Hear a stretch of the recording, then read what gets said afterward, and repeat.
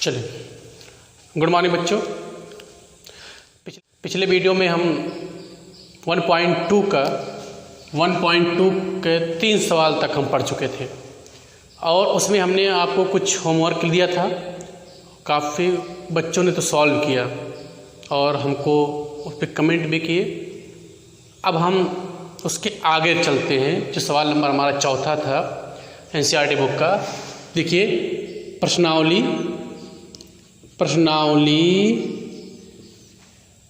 1.2 का चौथा सवाल जो हमें सॉल्व करना था। चौथे सवाल में आपको बताया गया है, क्वेश्चन आपका ये है चौथे सवाल में कि HCF दिया गया था आपका। HCF क्या दिया है आपको? HCF कितना है? 306 और 657।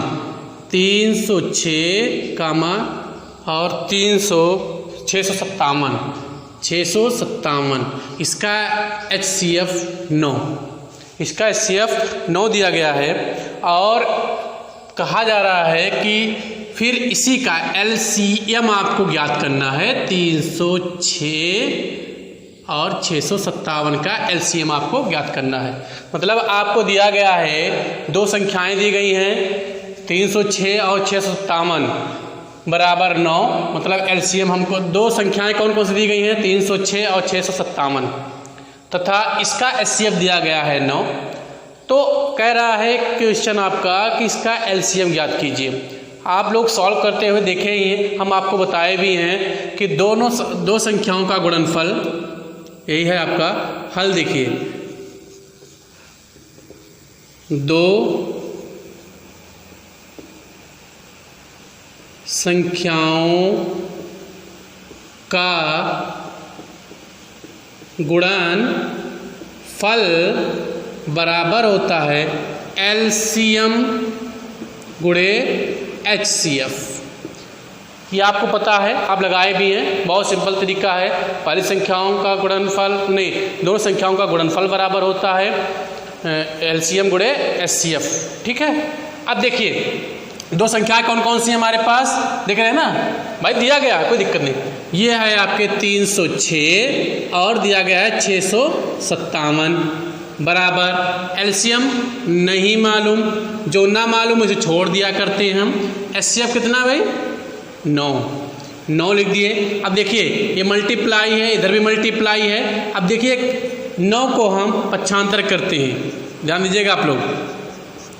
306 गुणे 657 अपान 9, क्योंकि इधर मल्टीप्लाई में 9 था, इधर लाएंगे तो डिवाइड में जाता है। आपको पता होगा कोई भी संख्या हो, अगर एक साइड में धन के साथ चिन्ह के साथ रहता है तो पक्षांतर करते हैं तो ऋण हो जाता है, ऋण रहता है तो धन हो जाता है, और मल्टीप्लाई या गुणे में रहता है तो डिवाइडेड या भाग में हो जाता है, और जब कोई भाग में रहता है तो गुणे में हो जाता है। यहाँ आप देख रहे थे 9 गुणे में था तो इधर आया भाग में हो गया, LCM। इसके बाद हम 9 से डिवाइड करते रहे, कौन कटेगा? हम आपको बता चुके हैं 9 तो 3 से कटेगा। अब आप ऊपर देखेंगे कि कौन 3 से कटने वाला है, तो कौन कटेगा? पहले चीज़ ये, अगर आपको ऐसे नहीं देखने में पता लगता तो हम आपको बताए थे पिछले वीडियो में कि हम सभी संख्याओं को जोड़ लेते हैं और जोड़ने के उपरांत उससे 3 से डिवाइड करते हैं। अगर 3 से डिवाइड हो जाता है या कट जाता है तो जान लीजिए वो संख्याएं 3 से कटेंगी।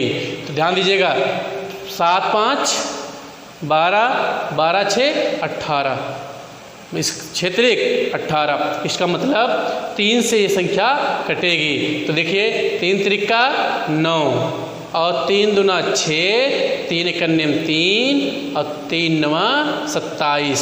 ये कैंसिल हो गया। अब देखिए फिर 3 से कटेगा कि नहीं कटेगा? तो 9 1 10 2 12, 3 से कट रहा है। 3 एकन्ने 3, 3 सते 21, 3 त्रिका 9। तो यहाँ से हमको क्या मिल गया? ध्यान दीजिएगा, 306 गुणे 73 = LCM। अब इसको मल्टीप्लाई कर लेंगे हम। देखिए रफ वर्क में करते हैं। 306 गुणे 73, 3 6 18, 3 शून्य 0 और 1 हासिल 1, और 3 तिरिक्का 9, 7 छक 42, 4 7 त्रिक 21, 8 3 9 4 13, 1 1 2, यहाँ 2 कितना आ गया, ध्यान दीजिएगा, 2 2 3 3 8 बराबर LCM। ये हमारा आंसर हो गया। ठीक है, बस ये हमारा सवाल नंबर 4 कंप्लीट हो गया। चलिए नोट कर लीजिए जल्दी से।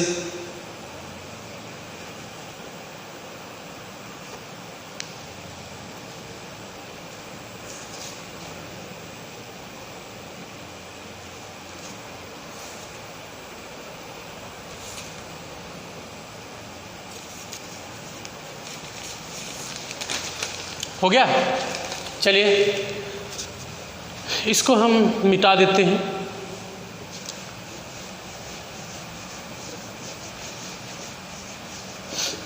सवाल नंबर 5 देखिए क्या कहता है।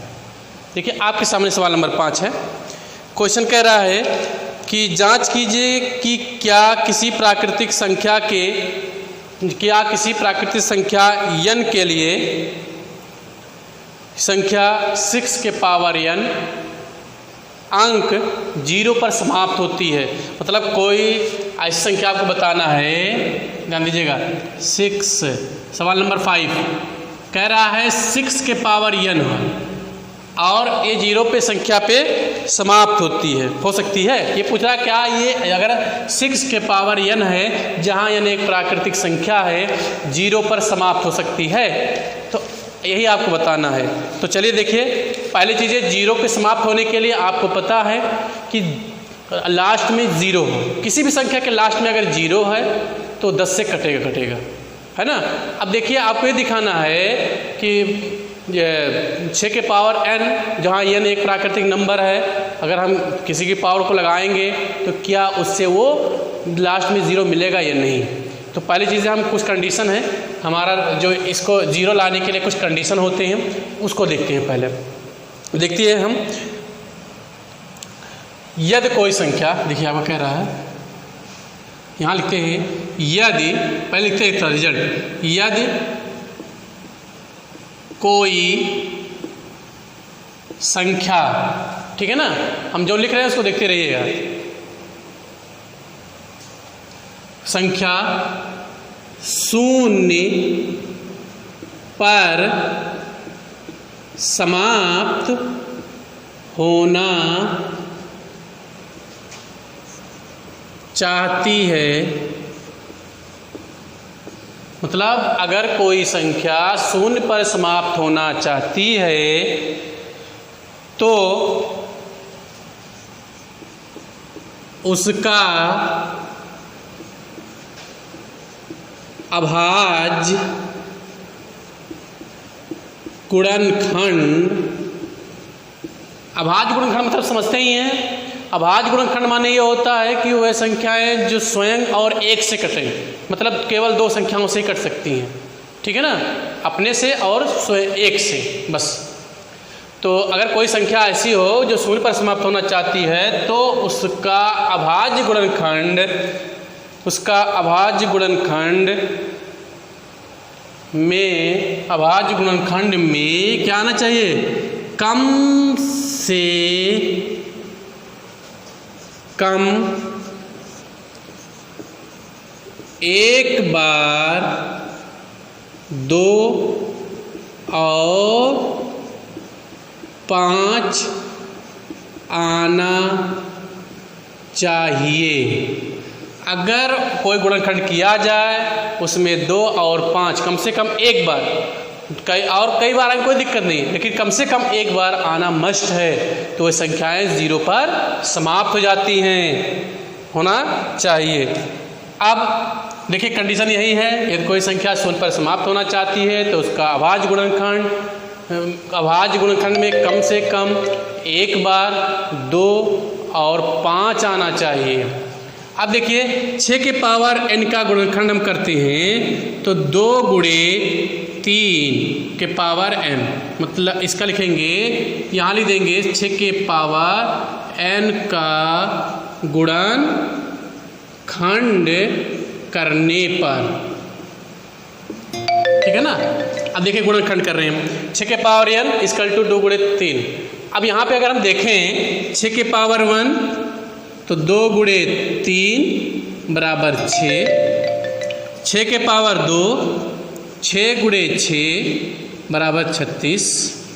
मतलब इसी तरह से आप करते जाएंगे, जो है n की वैल्यू 1 से 9 तक रखेंगे, कभी भी आपको किसी भी संख्या में 0 लास्ट में नहीं प्राप्त होंगी। क्योंकि आप देखिए 6 आया, 36 आया, फिर 6 के पावर 3 ले जाएंगे तो 6 गुणे 6, अब देखिए 36 गुणे 6, 6 छवा 36, 6 त्रिक 18 और 3 21, ये आ गया आपका। मतलब 0 नाम नहीं ले रहा आने के लिए। इसका मतलब कि 6 के पावर n का गुणनखंड करने पर अगर ऐसी कोई प्राकृतिक संख्या नहीं है जिसके कारण 0 आ सकती है। अब इतना आप लोग नोट कर लीजिए, इसको लिखना मस्ट होगा क्योंकि इस सवाल में इतना ये सब चीज़ें लिखना ज़रूरी है। इसके बाद और लिखना है, नोट करिए फिर आगे बताते हैं।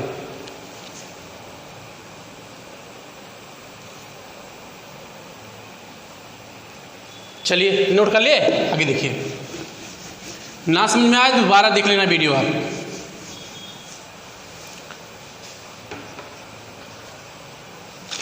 तब देखिए हमने क्या देखा, 6 का गुणनखंड करने पर हम पाते हैं कि, मतलब हमने 6 का गुणनखंड किया तो हम क्या पाते हैं कि इसमें 2 गुणे 5 का 2 गुणे 5 के, ऐसे लिखिए 5 के रूप का कोई गुणनखंड नहीं प्राप्त होता है, नहीं प्राप्त होता है। मतलब कोई भी गुणनखंड 6 का गुणनखंड हम करते हैं तो 2 गुणे 5 के रूप का कोई भी गुणनखंड प्राप्त नहीं होता है।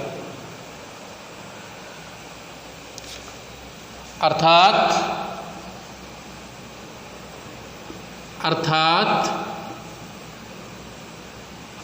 क्या हुआ कि मतलब इसके अंत में कोई भी संख्या में शून्य पर समाप्त नहीं होगी।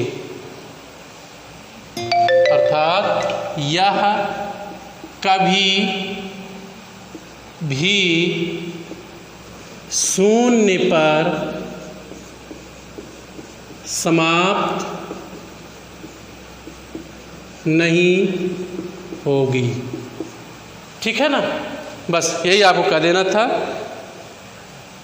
ये हमारा सवाल हो गया, इसके अतिरिक्त हमें कुछ नहीं कहना है। तो सवाल नंबर 5 इसको नोट कर लीजिए आप लोग।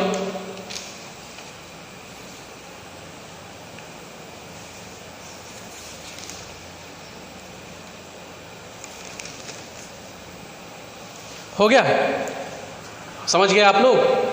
कोई दिक्कत किसी को? ध्यान दीजिएगा, 6 के पावर n का गुणनखंड करने पर हमें ये देखना है कि ये क्या 2 गुणे 5 का गुणनखंड प्राप्त हो रहा है। अगर 2 गुणे 5 गुणनखंड नहीं प्राप्त हो रहा है तो स्पष्ट है कि उस संख्या के अंत में कभी भी शून्य नहीं मिल सकता है। ठीक है ना, यही आपको बताना था। अब सवाल नंबर हम इसको लिख कर देखिए। अब हम इसको लिखते हैं, सवाल नंबर 6 पे आते हैं। सवाल नंबर 6 हमारा क्या कहता है उसको देखिए, ध्यान देते रहिए। सवाल नंबर 6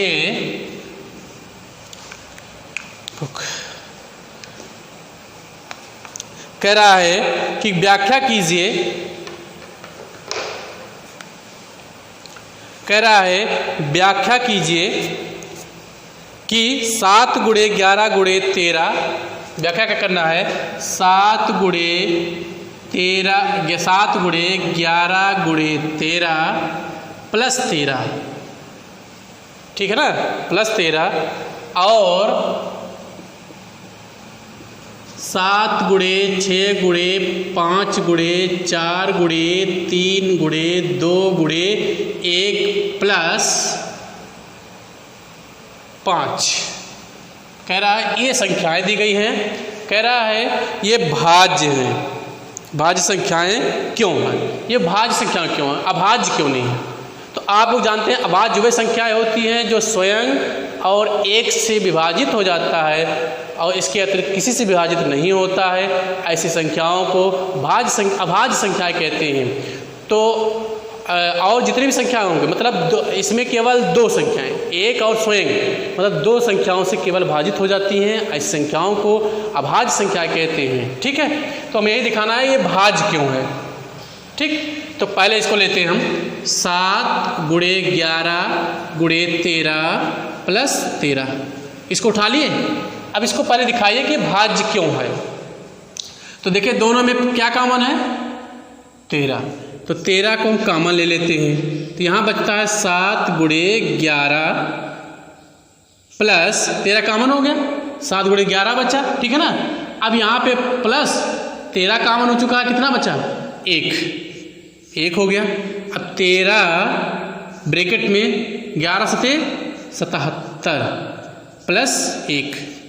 अब देखिए 13 गुणे 77 और 1 78, 78। ठीक है ना, अब देखिए यहाँ से 13 गुणे 78 गुणे 1 भी हो सकता है ना, कोई दिक्कत तो नहीं आएगी। मतलब इसमें हम 13 गुणे 78 गुणे 1 कर दें तो इसमें कोई समस्या नहीं आएगी, सेम चीज़ें हैं।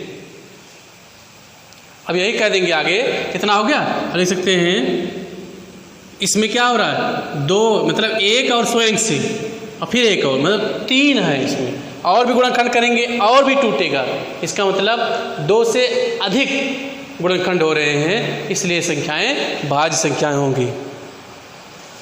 अब लिखेंगे 2 से अधिक गुणनखंड होने के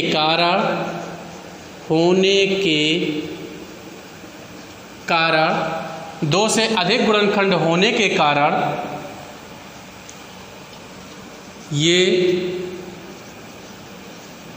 संख्याएं भाज्य संख्या होगी।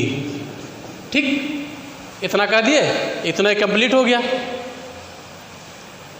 अब देखिए अगला टर्म उठाते हैं इसको, 7 गुणे 6 गुणे 5 गुणे 4 गुणे 3 गुणे 2 गुणे 1 धन 5। देखिए यहाँ भी 5, यहाँ भी 5, देख रहे हैं ना, दोनों जगहों पे 5 है। इसका मतलब हम 5 को क्या कर सकते हैं, कॉमन ले सकते हैं, है ना, ले लिए कॉमन। देखिए यहाँ हम कॉमन ले लेते हैं 5 को, बचता कौन है, 7 6 4 गुणे 3 गुणे 2 गुणे 1 धन 5 कॉमन हो चुका, 1 बचा। 5 कॉमन निकल गया, 1 बचा, 0 नहीं, क्योंकि 5 को हम 5 गुणे 1 लिख सकते हैं और जब हमने इसको कॉमन ले लिया बचा कितना, वही लिख दिया गया। ठीक है, अब देखिए 5 ब्रैकेट में 7 6 42 गुणे 4 दूना 4 तियाँ 12 दूना 24 प्लस 1, ये आ गया। फिर 5 ब्रैकेट में मल्टीप्लाई कर लीजिए, 42 गुणे 24 का 4 दूना 8 और 4 चौक 16, 2 दूना 4, 2 चौक 8, 8 6 4 10, 8 1 9 1 10, 1008 हो गया प्लस 1। तो 5 1008 और 1 1009। फिर देखिए 5 गुणे 1009 ये हो गया। फिर इसमें 1 से भी मल्टीप्लाई कर सकते हैं, कोई दिक्कत आएगी नहीं। फिर देखिए इसमें 1 2 3 मतलब 3 हो गए, मतलब 3 गुणनखंड हो गए। तो यहाँ भी आप कह सकते हैं वही चीज़ जो हमने यहाँ लिखा है, 2 से अधिक गुणनखंड होने के कारण ये संख्याएं भाज्य संख्याएं हैं, वही चीज़ फिर लास्ट में लिख देंगे। ये हमारा सवाल कंप्लीट हो जाएगा। ठीक है ना। पहले हमने क्या किया, सवाल हमारा था 7 × 11 × 13 प्लस 13 और 7 × 6 × 5 × 4 × 3 × 2 × 1 × 1 प्लस 5 एक भाज्य संख्या ही आपको बताना है। पहली चीज़ हम ये जान सकते हैं कि भाज्य संख्याएं कौन होती हैं, वह संख्याएं जो 2 से अधिक जिसका गुणनखंड हो। अभाज्य संख्याएं वह संख्याएं जो केवल 1 और स्वयं से डिवाइड होती हैं, अर्थात उसकी भाज्य से गुणनखंड कितने होते हैं, 2 होने चाहिए। तो ऐसी संख्याओं को अभाज्य संख्याएं कहते हैं। तो पहले हमने दोनों को इसको लिखा, यहाँ देखा हमने 13 × 78 × 1, ठीक है ना। इसके 3 गुणनखंड हो रहे थे, 1 2 3 और भी होंगे क्योंकि 78 और भी टूटेगा, तो और भी गुणनखंड होंगे। मतलब हमें देखना है कि 2 से तक है या 2 से ज़्यादा है, तो 2 से अधिक दिख हो रहा है, तो यह लिखा गया है 2 से अधिक गुणनखंड होने के कारण ये संख्याएं भाज्य संख्याएं होती हैं। ठीक है ना। और फिर इस वाले को हमने देखा, यहाँ भी वही चीज़ मिला, तो फिर वही हम नीचे लिख देंगे कि 2 से अधिक गुणनखंड होने के कारण ये संख्याएं भाज्य संख्याएं होंगी। बस नोट कर लीजिए, लास्ट सवाल इस चैप्टर का आज ख़त्म हो जाएगा आपका।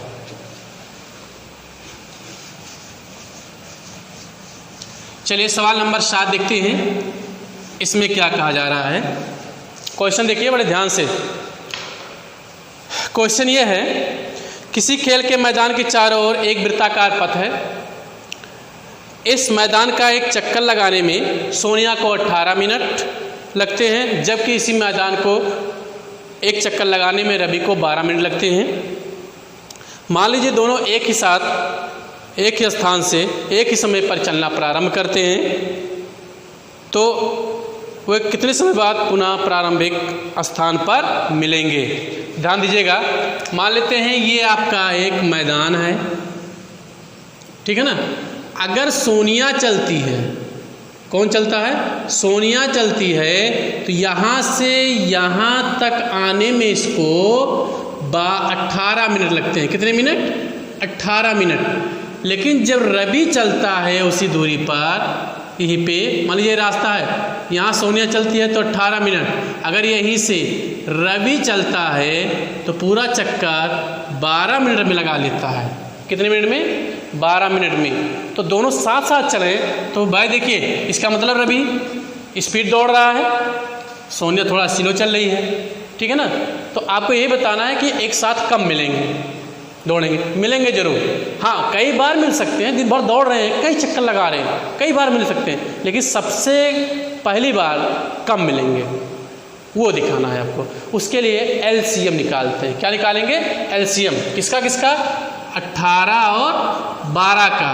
तो 18 का गुणनखंड करेंगे पहले, तो 18 का जब हम गुणनखंड करेंगे तो 2 9 18 और 3 3 9 और 3 1 3। इसलिए हम स्पीड कर रहे हैं क्योंकि इतना आप जानते हैं, ठीक है।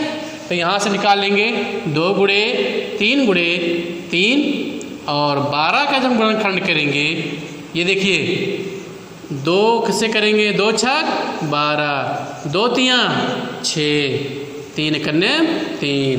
तो यहाँ मिला 2 × 3 × नहीं 2 × 3 एलसीएम। ध्यान दीजिएगा, हम आपको बता चुके हैं, पहले देखेंगे दोनों में कॉमन कौन है। ठीक, कॉमन कौन है भाई, ये कॉमन और ये कॉमन, 2 चीज़ें कॉमन हो गई। इसके बाद जो कॉमन होते हैं, कॉमन ढूंढते हैं, कॉमन ढूंढने के बाद लिख देते हैं 2 × 3। उसके बाद देखते हैं ऊपर बचा कौन, 3, तो यहाँ लिखते हैं 3, नीचे कौन बचा, 2, तो यहाँ लिख देंगे 2 तियाँ 6, 2 तियाँ 6, 6 36। मतलब दोनों एक साथ कितने मिनट बाद मिलेंगे, 36 मिनट बाद पुनः प्राप्त करेंगे आज का। अब देखिए ये सवाल हमारा complete, chapter 1.2 complete. Next video में हम चैप्टर 1.3 स्टार्ट करेंगे। आज इतना ही, थैंक यू, आज के लिए क्लोज्ड।